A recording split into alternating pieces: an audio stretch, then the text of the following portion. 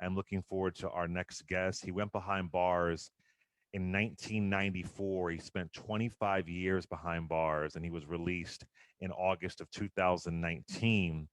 Mr. Dante Sharp, how are you, sir? Fine, man. How are you? I'm doing good. I'm doing good, sir. You are from North Carolina. I cover so many of these stories, Mr. Sharp.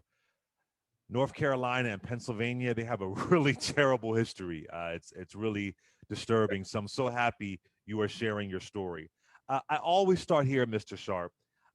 Tell me the young man that you were before all this happened when you were 19 years old. Well, back then it was Tupac, Wu-Tang Clan. Biggie hadn't come out yet. Nas had Yes. just dropped, I think, Illmatic. That time was, coming right out of the 80s still. You still had a little of the 80s, the late 80s vibe where everybody was driving the Acura Legends and BMWs and Pathfinders were popular. Uh, skating rinks were still skating rinks were still popular. Our places like Sports World but and also crack cocaine had just hit, in the mid to late 80s, man, and um, a lot of people was dipping and dabbing in that, and I did, you know, I had just not been too long ago dropped out of school, got my was working on my GED when this happened when I got locked up and but I was uh I was a young black man that had got caught up out there in the streets, man, to be real with it, uh, and didn't really enjoy it. It was fun, but I got out there for, respect really, won't for the money when I got out there dipping and dabbing, selling drugs and stuff, man. But I was, like the average black teen at that time, didn't really have no strong role model, father figure in your life. I didn't think that really mattered because I always looked at my mom, because that's all I really knew that was there for everything. But it did, so I kind of looked to the wrong people and, you know, some people, some of my peers, and then some of the older guys that I had seen kind of had a hard influence on me. I had played basketball and football. Those were my two sports. I wasn't dedicated to them, at the time because I was torn between the peer pressure, wanting to be popular and cool, and athletes are cool now, but back then, when you're going through the grind and trying to find your way in what sports you like and what you might be trying to do, you know, it wasn't that popular, the family weren't rich and they had to buy the things that you needed for football and basketball, the cleats and the sneakers and things. And I had other siblings under me. So, it was all different types of things. But I was out there in the streets, running around, clubbing, partying, being a teenager, but and then this happened, bam, Yeah. break something. And you do admit that you were a small time drug dealer, Uh but you were not a murderer. And on no. February 11th, 1994, a 33-year-old named George Radcliffe, he's found shot and dead, shot and killed in his Mazda pickup truck. And he was in a predominantly black area of Greenville, North Carolina. And he is a white guy. And he is found shot and dead. I think police believed it was some kind of drug transaction gone wrong. How are you even caught up in the murder of this 33-year-old? Well, man, I really can't tell you how my Wow. name actually got put in it, but all I can tell you that I was out of town when it happened, and when I came back, I heard about it. Uh, I lived a few blocks from, where it happened at, but and I heard about it, and I'm like, dang. Then when they said it was a white man, I was like, man, a white man that got killed over here in this black neighborhood. I said, boy, they gonna Mm, shut it down over here, because at that time back then it was a lot of racism, and you can see the racial divide was strong in Pitt County and Greenville back then, and everybody was saying, they were like, man, white man who got killed over here, boy, it's gonna be crazy over here. The police, this, that, You know, the white people, they gonna be tripping. They gonna, the judges, the DA, they gonna put the. That's just how people talked at the time when it happened. It So happened. when did you find out that you were the suspect? How did you find out that police were trying to tie you to this crime? Shoot, when I got locked up that day I got locked up. For Uh, a separate drug charge, right? Something uh-uh, totally separate. I What got was that locked up. day? Yeah, they Oh pulled up wow. on me. Some blue and whites pulled up on me at the store, and it was called Hannah's Den, and they jumped Wow. out and were like, Dante. I said, "What's up?" And they were like, "We got a warrant for you." I said, "What is it, a sale charge or something?" I'm thinking it was a drug charge, a drug sale charge. And they were Right. like, "Nah, murder," and pulled the thing out, the warrant. And I said, "Murder?" I said, "Man, what?" I said, "Y'all trip." I said, "You know what? Don't even worry about it. I know I didn't do it." And I stuck my wrist out like this. And when I did, he said, "Man, I know, man, you know, you were always out here. He was trying to kind of, because I knew the two officers, because they used to come through a lot. And they was like, man, you were too calm and walking around to have done that." That's what they said. A few officers said that when I got down to the detective building and all that. But anyway, I put the handcuffs on. I said, "I ain't gonna worry about it. I know I ain't done nothing." And I ain't never go back home for the 25 years later. That's why. Wow, and there was also a so it was you and a 23-year-old named Mark Joyner. Y'all were both charged with first degree murder. So when they're saying that you did this crime, when the police are interrogating you, what are you thinking? What are you saying? Oh man, my mind was like racing, man. It was just like, man, I said, did what I said. I said, I knew y'all gonna do some crazy mess like this, man. Y'all couldn't bust me, so you wanted to do this to me. And I was talking to the detective them, and really I wasn't saying too much, but I didn't, you know, about your rights, you don't have to speak and all this. I felt like I never thought they would try to, even though they say they use it against, you know, you hear about all that. But when you know you innocent, you know, you trying to tell somebody, you know you didn't commit a crime, you trying to explain that, man, I ain't do it. You know, y'all got the wrong person, y'all got the wrong cat for this, man. You know, you don't really think about all that. You just feel like you think they want the truth and they want to know the truth. So you trying to tell them over and over and over, but they ain't trying to hear it, especially when they're not looking for the truth, really. You know, what they're looking for, but they not looking to get the whole truth. I'm gonna say, I guess, you know, when you become a police officer, you know, I guess you seek justice and truth. You're supposed to, you know, but it didn't. It won't like that in, in this situation.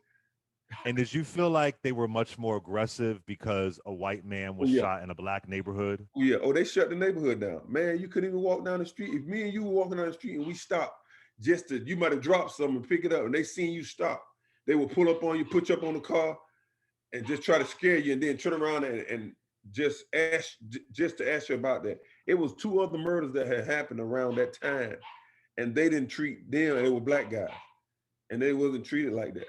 But there, it was people coming through there. I mean, it was so many like tours coming through there, carloads of white people coming through there to see the scene and things like that. And they used to come out, y'all better, since nobody won't tell who killed that white man, somebody going to jail, this and that. Because I was out there. They took 2 months to lock me up. 2 months. They didn't lock me up after the crime happened to 2 months later. And I used to tell them, man, I said, man, I ain't do this.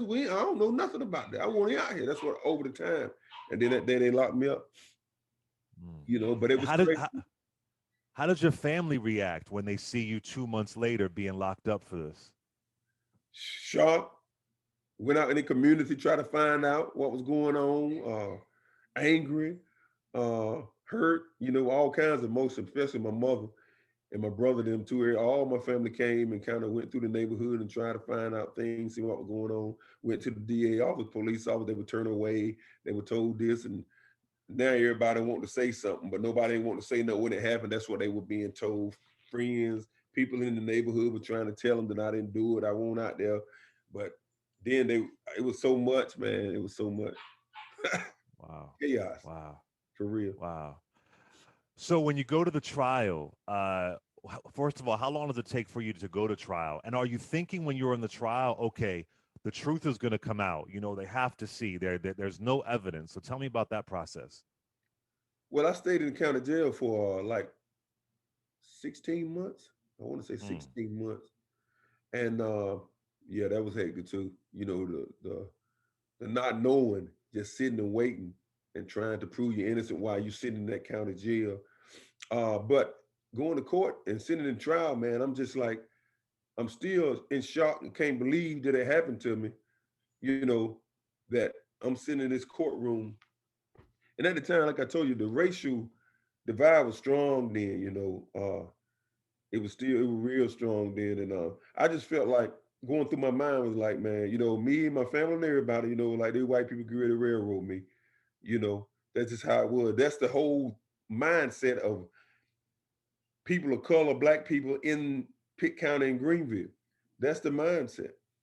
It's like a lot of black people are walking around on eggshells and back then, because we knew how the racial tension was back then. Certain parts of town you couldn't go to. I mean, legally you could go down there, but you would have trouble with white people and things like that, and blacks and be fights, and the police most of the time took their side. So automatically, it's a white man, young black dude, known drug dealer. So out the gate, automatically, I'm thinking, boy, I told my mom, I said, boy, these people gonna railroad me. I know it. I know it. Then when I see the girl get up there and say I did it, I couldn't believe it. I'm like, man, she actually got up there and said, but Well, who said that?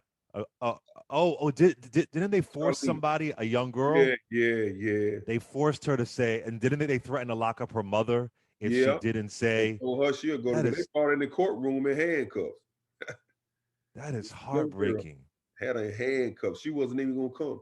They went and got her and put handcuffs on her and brought her in the courtroom with, They, with handcuffs on. did you even know her?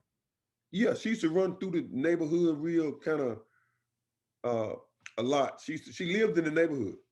And she used to be up and down through there. I used to be like, tell her go home. She shouldn't be out there, coming through there trying to get money from people to get candy and stuff like that. She was young, man, young little girl.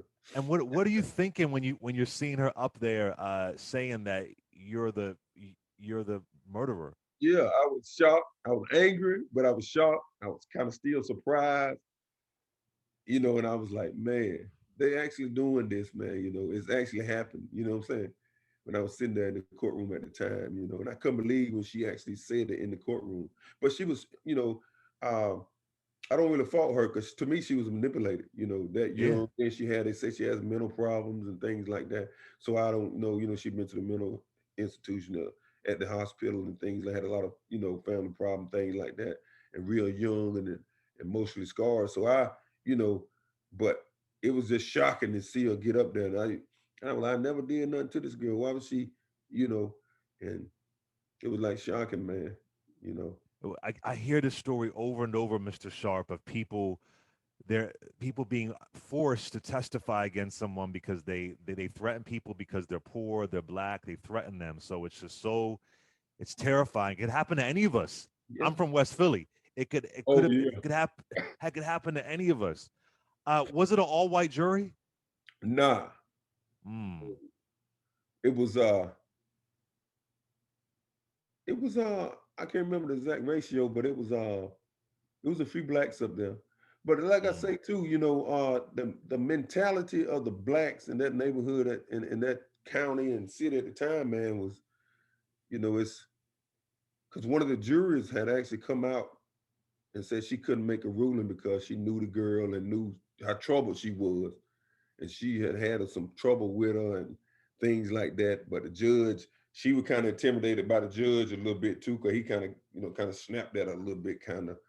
And she little black lady, and he was like, "Could you go back in there and make a decision anyway and not be biased?" And she was like, "Well, yeah, I might can." She went back in there, and she came back later on and tried to apologize when she ran into some of my family members later on. Tried to apologize because she knew the girl was troubled and had some trouble with her, something about her son or something. It was like that, man.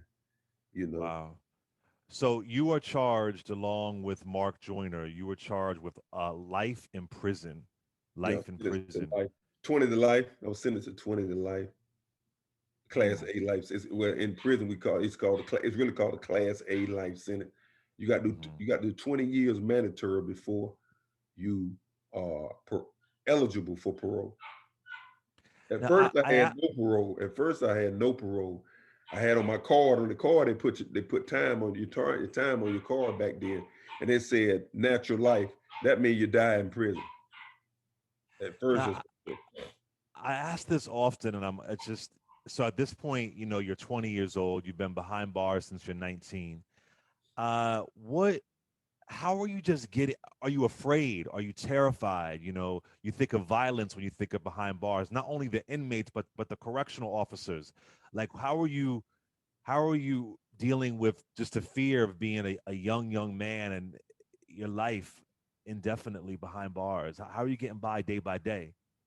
Well, first off, man, I had faith, man. I prayed a lot, and I come from a religious family, and I prayed for God to give me the strength to. It was fear, and most of the fear was of the unknown because I've heard so much about prison, but I still hadn't been because I've been in the streets. I've seen so many people that been to prison. They should talk about it, and but by me having a reputation like I did in the street when I went to prison, a lot of people already knew me because of my homeboys and things like that. But soon I got there I had to go to the youth spread. When you're my age, you're not 21, you can't go directly to the adult spread. Back then, you had to go to the youth spread until they feel like you're mature enough. Then they'll send you to the adult spread. So I went to the youth spread where all the 18, 19-year-olds at. And I've gotten the fights. Soon I got in there.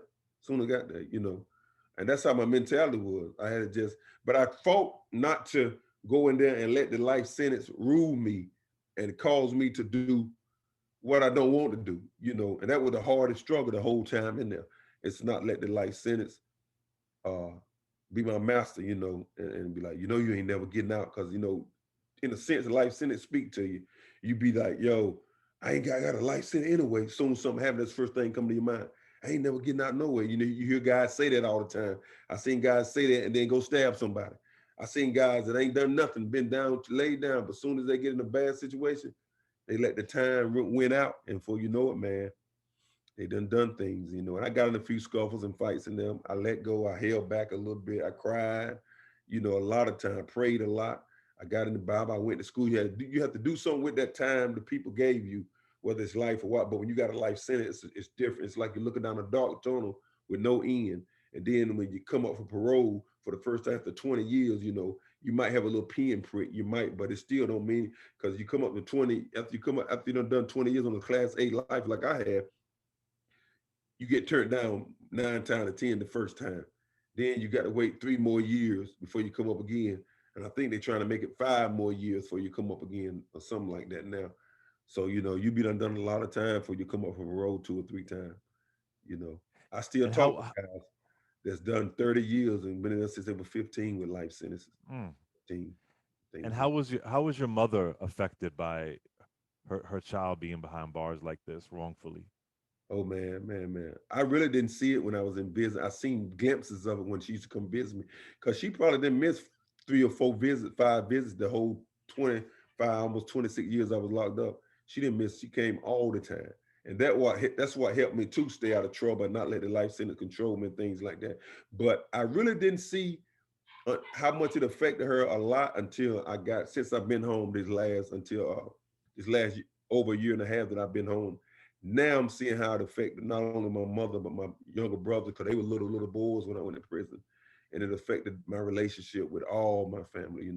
My father's side and my mother's side, and I was just with them yesterday, and it's like my mother, man, it really did. Really, when I see the gray in her hair, all the gray now, 'cause when I left, she wasn't gray, man. And then her body from the riding back and forth 6 hours to a prison and 6 hours back. And uh, I mean, just running around trying to help me prove my innocence, marching and stuff with Reverend Barber, all the stuff, man.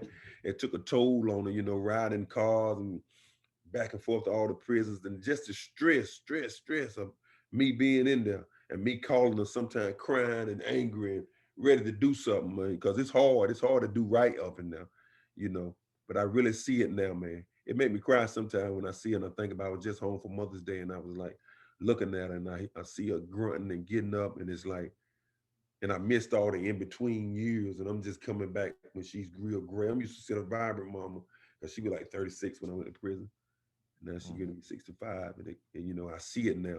I didn't know the depth of it, man. I really didn't, man. But I'm seeing it now. You know. mm, mm. So your case eventually manages to get some press, to get some attention. Just a couple things folks may not know. You were up for parole, but you refused to say that you were guilty. You said, you're not going to say you're guilty just for this idea of parole. The the person that you mentioned, she recanted her story as well. So all these things are coming out. How are you able to, from behind bars, how were you able to get attention around your case? How were you able to, I know the of course the Innocence Project worked with you, but how were you able to get your freedom? Man, it took a village, bro. It really did. Well, the first what helped me get attention was the Duke Wrongful Conviction Clinic, Teresa Newman, Jim Coleman, Jamie Lau, but it was Caitlin Swain, the founder of Forward Justice Civil Rights Law Firm in Durham, North Carolina. She was a student at Duke, at the Duke Wrongful Conviction Clinic, and she came to see me with Teresa and Jim Coleman and them. And for some reason, she stuck to the case. She heard me talk and talk to her, and she said I made an impact on her. She started. She knew Reverend Barber, and that's how it happens. Reverend Barber is her godfather, so she went to him about my case. He started visiting me in prison. We talked, had little Bible studies and stuff. He started coming to see me, and he believed in me. She believed in me. All the people that do wrongful conviction. And he said he was gonna go out and he believed in me and help me. And that's what he did. And then come through Forward Justice, Caitlin Swain, and all the people, Darrell Atkinson. They the founders of Forward Justice, and that's what I'm working with now. And I'm loyal to a fault. I'll be with them longer they let me.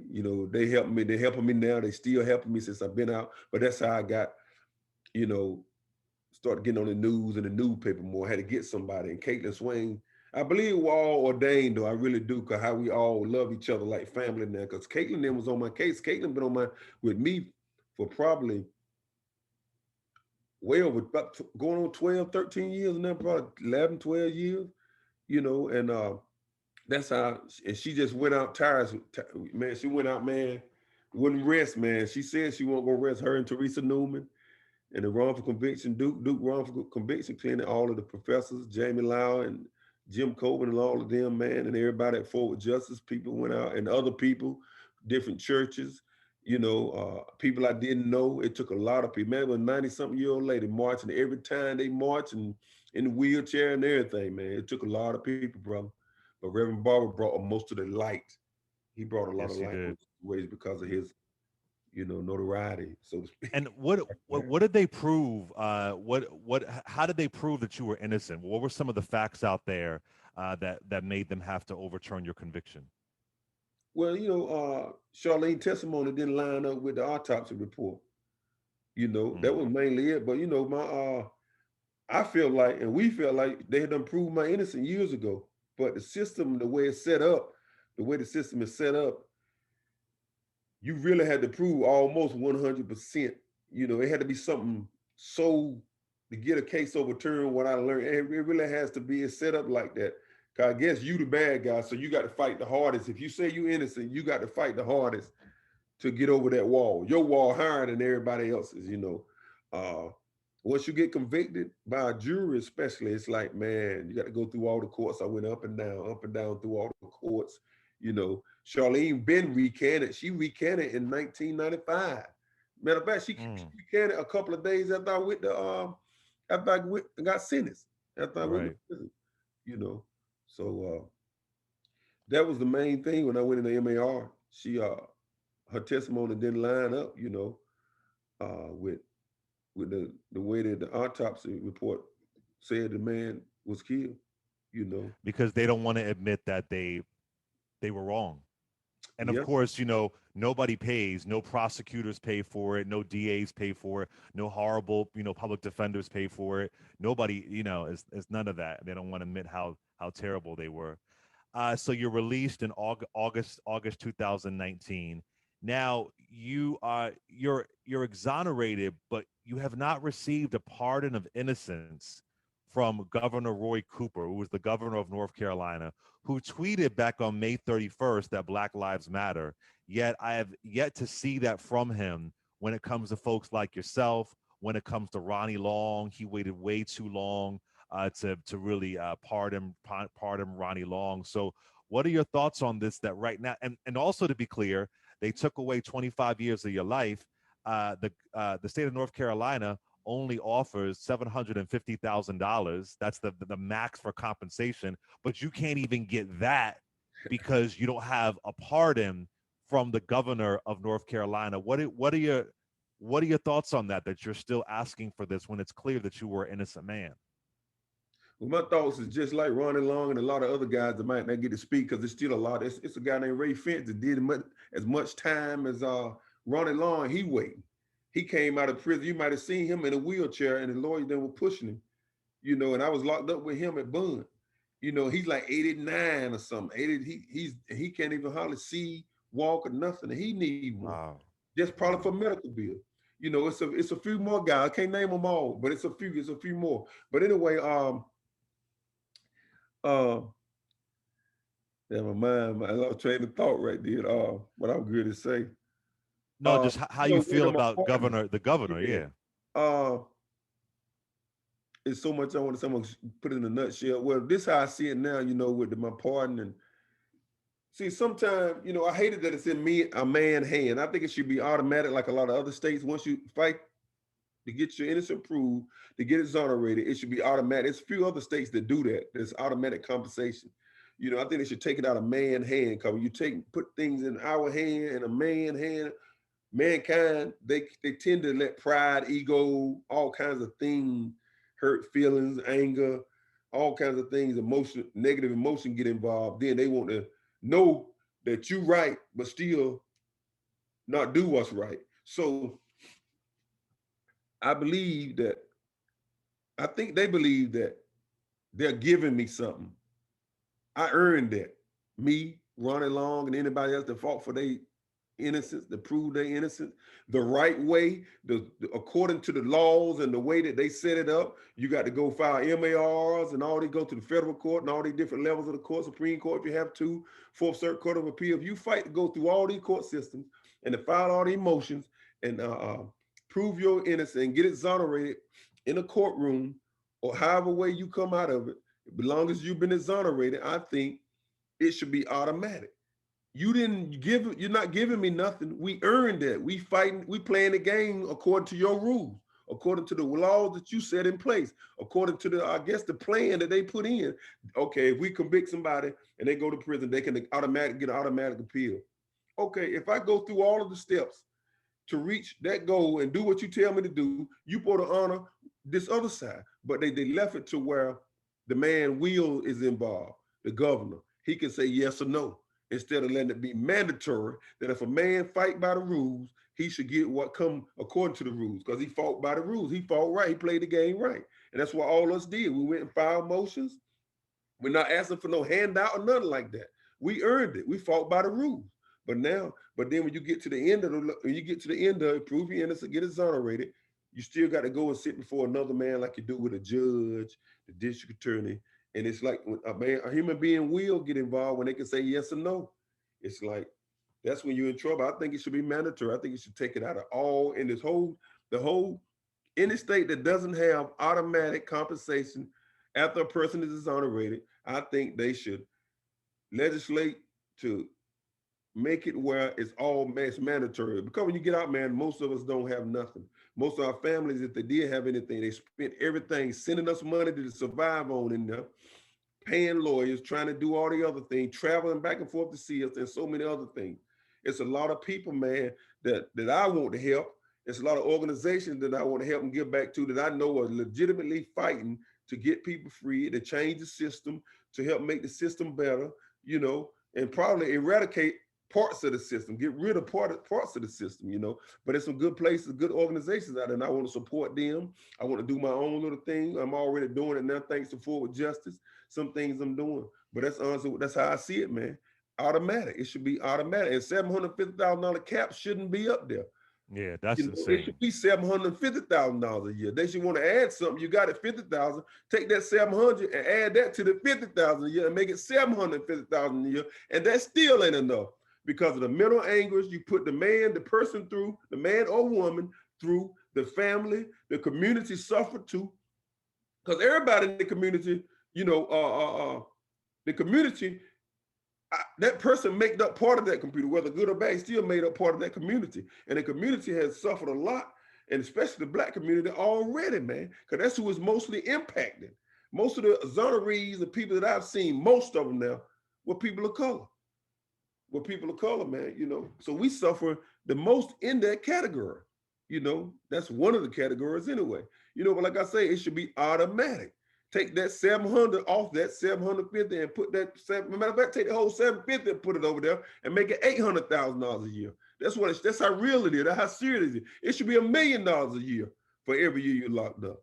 You know, it's more than that. You know, there's no number you can put on the time that's been taken from a man or woman's life because you can't get that back. You can get money back. It ain't really ain't nothing but paper. We the one that's we the thing that's worth something. The money really, we give money its worth, you know. But they took what God gave us that nobody can give back, but they can take it away. If you get killed or go to prison, they can take it away or cut it short. And you can't get that time back. Time. That's the only thing. You can get money back. You can get paper. You know, and they didn't give us that to live in this world, to live, to get accustomed, to get back used to things. I can't even find a job. It took Forward Justice to create the Rise Fellowship for me, to give me a job and to help me get better job skills and prepare, because I don't have a work record, because I never worked before. You know, I couldn't get a job. So they created it and then made me part of their organization and Forward Justice to help me live, man, to help me live. If it weren't for them, I wouldn't have nothing right now. I mean, nothing. When I say nothing, when you get out of prison, when you've been exonerated, you don't have nothing. So you got to, and then now I got to go through the process of getting pardoned, fighting. I should be able to just ask. I shouldn't have to ask. It should be automatic, but it's set up in North Carolina. So I should be able to say, or he should just say, this man been exonerated. Okay, you say file paper, we filed a paper. You should say, he been exonerated. He fought the right way. And I'm gonna do the right thing. No matter the political pressure, no matter if I'm angry about William Barber coming on the case, whatever it might be. That's what you should do if you're a man, if you're a human being. Because one day you're gonna find yourself in a bind. That's just how it is. Probably already is. We don't know. Because I don't know him personally. He don't know me really personally. But everybody go through situations in life. You live long enough on the earth, you're gonna be in a situation where you're gonna need somebody to help you, brother. You're gonna need somebody. You're gonna need somebody to sign a paper or say something one day for you. That's just how it is.